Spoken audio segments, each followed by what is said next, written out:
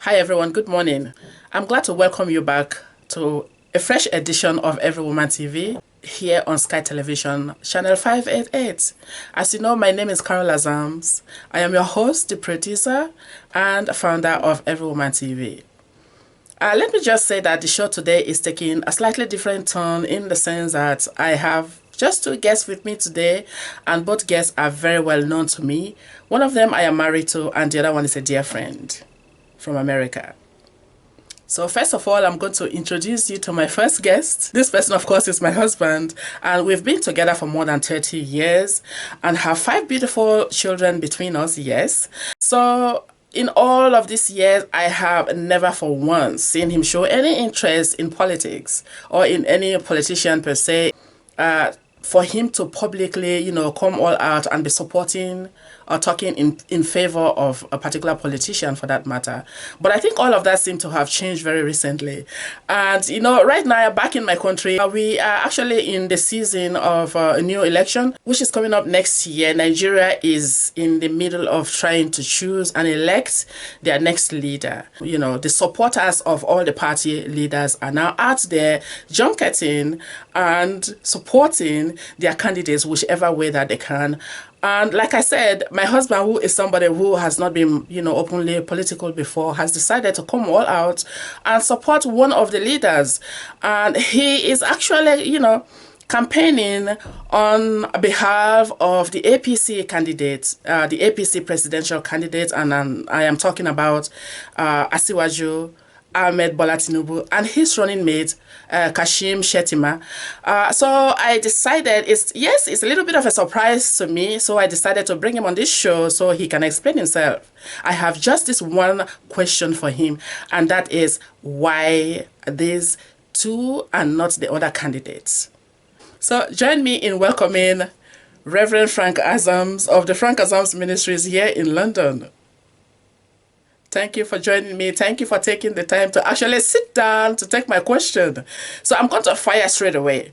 You've decided to support the presidential candidacy of Asiwaju Bola Tinubu and his running mate Kashim Shettima. What are your reasons for supporting these two? Their antecedent, what they have done. It is exactly what Tinubu have done in Lagos that he will replicate in the national level. He did it on the state level, he will do it on the national level. This man created ministers, senators, House of Reps. He helped to put our present occupant of the Aso Rock, President Muhammadu Buhari, and Oshiba. And that is what I'm telling you, that this man know how to go about this business, that if he's given the opportunity, he will replicate what he did in Lagos in the national level. That is why. And look at his peak, Kashim Shettima. Go check out what he did in Borno State. This man is a two-time governor. He's now a two-time senator. Please. So that is why I'm saying, let's give these men, as perfect as they are and they know this job, time. Pick them. Everybody. That is why I, as the chairman of Tinubu Shettima Diaspora Group based in London here, we are spread around Europe and Africa. We are telling all Nigerians, tell all your relations in Nigeria to vote Ahmed Tinubu and Kashim Shettima. That is why I invented this word. Tinubu plus Shettima equals 2023 Aso Rock. Please, if you times it, the two of them, Aso Rock. If you close it, Aso Rock. So put this in your head. Tinubu Shettima as a plus is Aso Rock. So we have a new hashtag now, invented by yourself. Good. that is Tinubu Shettima. Tinubu plus Shettima is equals to 2023 Aso Rock. Interesting. Good. This man will win. Look, I'm not laughing about it. These guys, the antecedents, they have a track record. Give them this chance. Look, I'm not against other presidential candidates. They are all great Nigerians.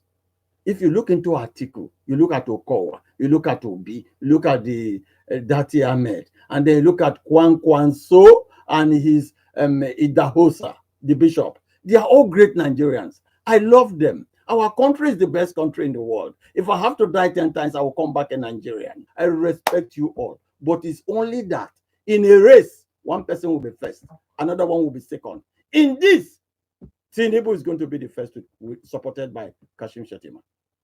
That is what my feelings are. Thank you very much. Wow. Okay. Let me say I'm quite impressed.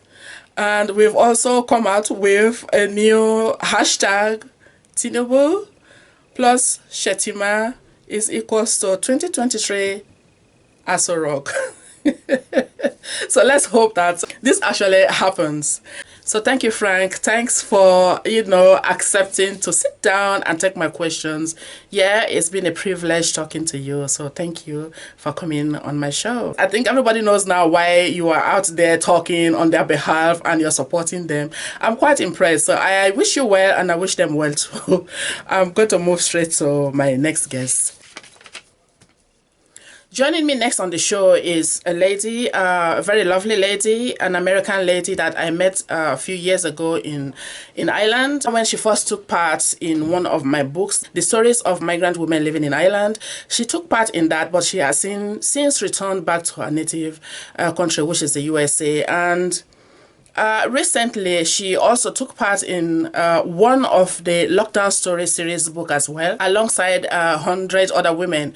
So, but what I've actually tried to do with that book is I've actually created a new project out of this book series. It's a full package, and this includes a brand new edition, a brand new personalized edition with their name on the cover, their picture on the cover. Usually we have little photos of each of all the women, but with this program, one of the contributors do sign up to that program, then it's just only their picture. And we also assign a separate ISBN and brand new barcode so they are able to sell their books whichever way they want and keep all the profits. So this I think that is actually working out with them already, but my guest today was actually the first to sign up on this program, and her own version has now been published. She's a teacher and she's a published author in her own rights. Eva is joining me from the USA, and she's here to talk about her involvement in one of the Lockdown Story series and also her personalized version, which is the new book that has just been published. Eva has so much to say, not only about her involvement with my books, but also about some of the books that she's written before. Some of them are very touchy subjects. And I must say that this interview has been very long, and this is the first part of that interview. I am happy to bring you the first part of my interview with Eva Kolopi. Hi, I'm Eva Kolopi. I am the host of the book show on Diversity TV, and I am so happy to be invited to EveryWoman TV with Carol Asams on Sky. I am a teacher and a writer of fiction, nonfiction, and poetry, and I expect to have some of my work as a teacher up on Teachers Pay Teachers later this year. My Facebook and website are Eva Kolopi Books. And today I want to talk about this book, 2020, Year of COVID-19, Stories of Lockdown, Volume 1, with 101 different voices. Now, Carol decided to be super generous and offer us the opportunity to have our own version of the book with our own cover and our own description and our own promotional opportunities, which I was so happy about.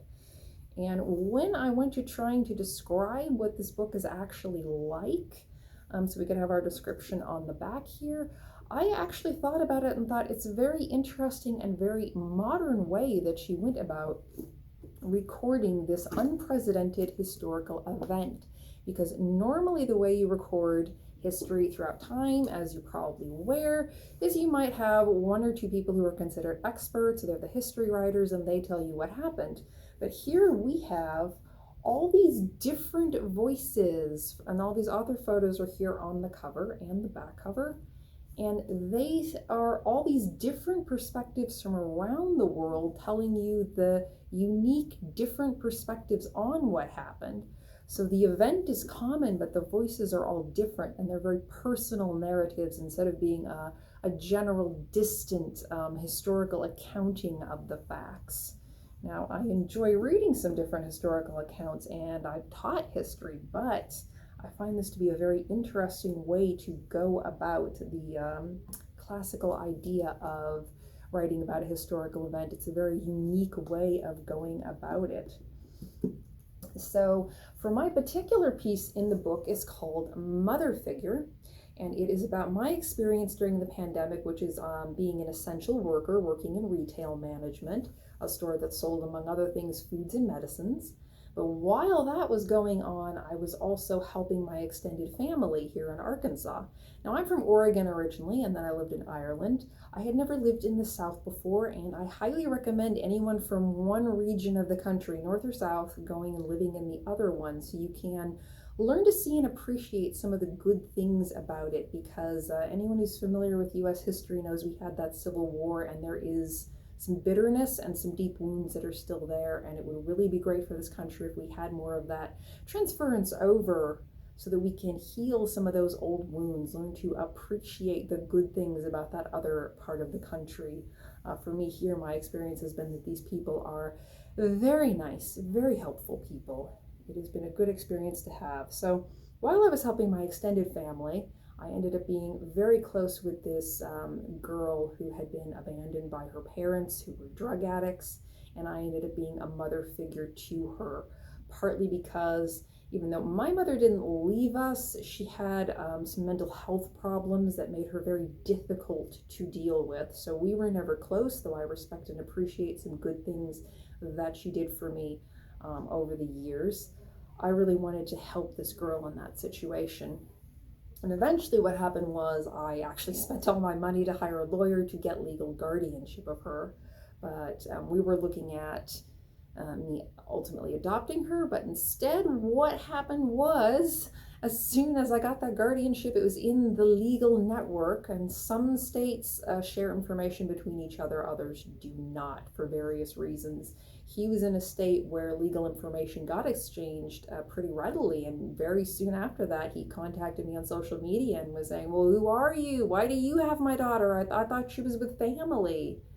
And a part of why it turned out he left, besides the drug problem, was he had been in and out of the foster system, so he didn't think he was basically worth anything as a parent, and he thought he should just give up and leave because he wasn't helping his kids.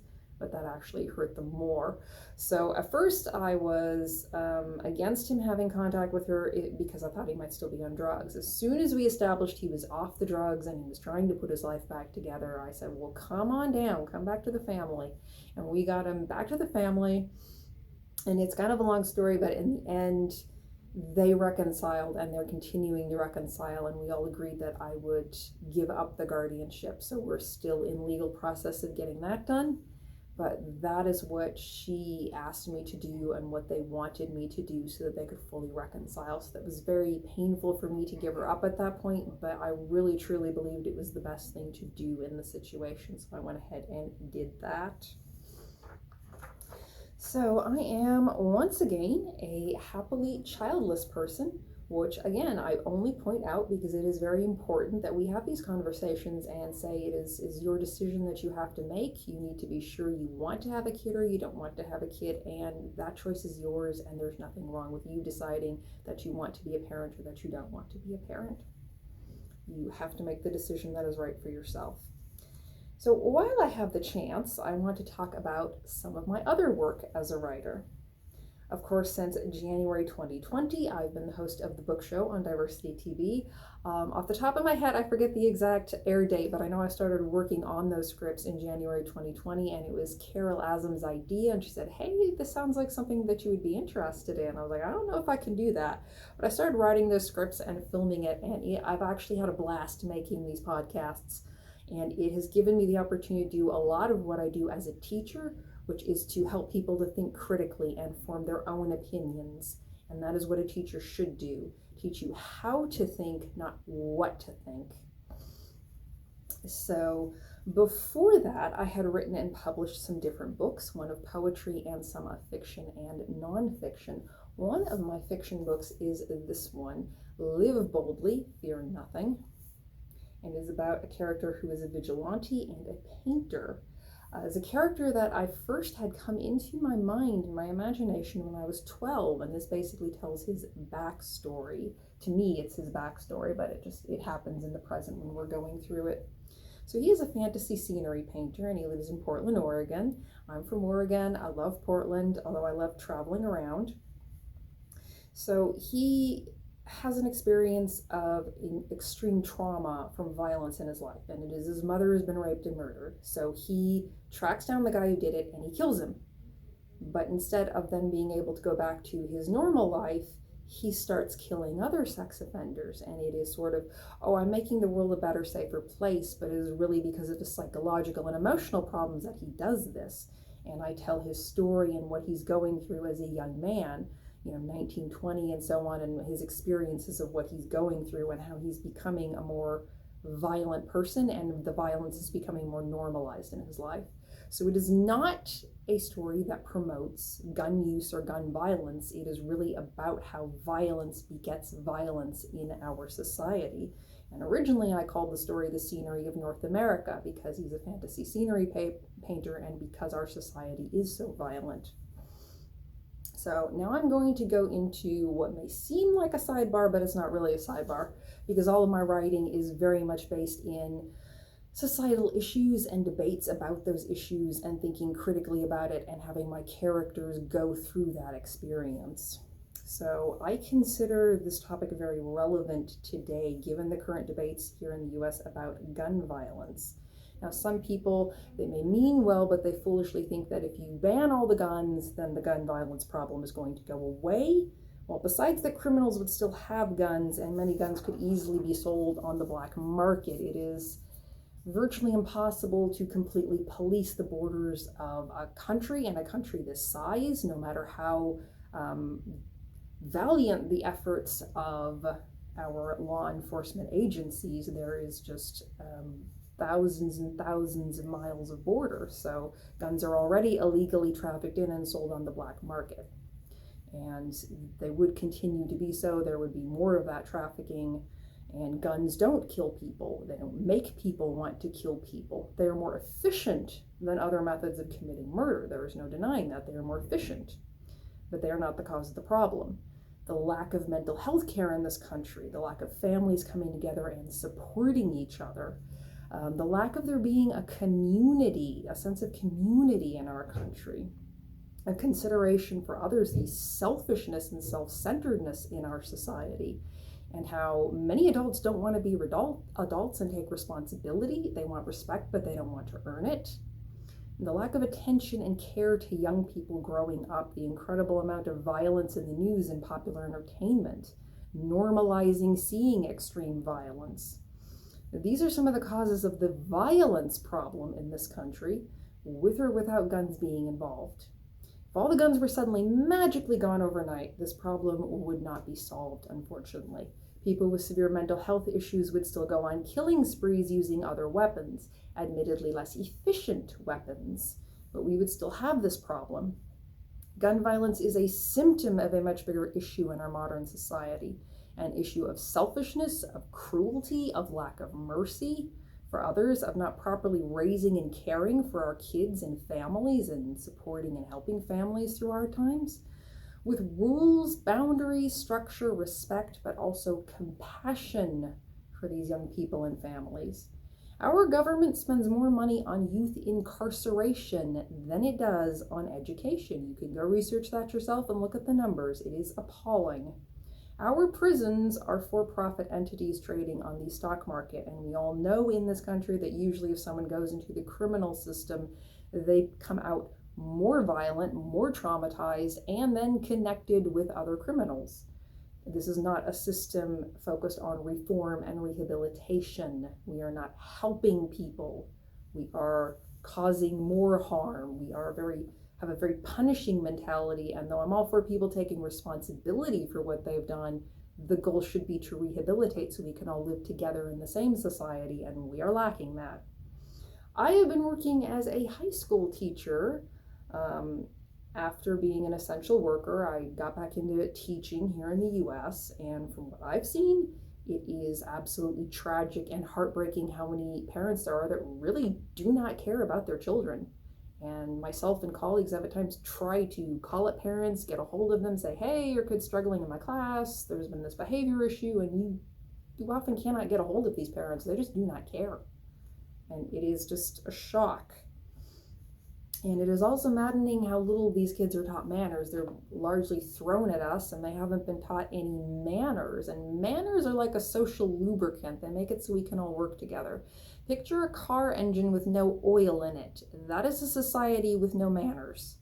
So these kids haven't been taught rules, structure, boundaries, yes ma'am, no ma'am, yes sir, no sir, just polite things that you might take for granted. They're not being taught these things. So it's very frustrating when you have them in the classroom, but you can't blame them because they're kids. They haven't been taught these things, and they need to be taught these things so we can all function together in a society. I know some parents are just busy working their 2 or 3 jobs to barely get by, so there are times when that is the issue and the parents do care. They are just that busy, and I respect that. But there are also a lot of parents that really just don't care and just throw their kids at the school system and act like it's our job to figure everything out for them. Well, we're there to enforce manners and rules that have already been taught, not actually to teach them all rules and manners. That is actually not what teachers are for. So I also know that there are a lot of teachers and school employees that they themselves really don't care. Some of us care a lot, others do not. So put yourself in the position of a young person growing up in the United States today with this system the way it is, experiencing that, and imagine how hurt you would be, how emotionally distant, how emotionally traumatized you can be from this environment. And this is not new. This has been going on for quite some time now. But it's not getting solved because people are arguing and fighting and being more and more partisan instead of coming together and saying, hey, we all live in the same country, we're all a part of the same community, we all need to work on this together. It's not getting any better. There is sadly no quick and easy fix for our society's problem with violence and gun-related issues and not. We would all have to pull together as a community and work together to create community, rules, structure, boundaries for all of us together, and in the spirit of doing what is best for your community as a whole, like some of the Northern European countries are known for, coming together and doing what is best for the whole group, for the whole country.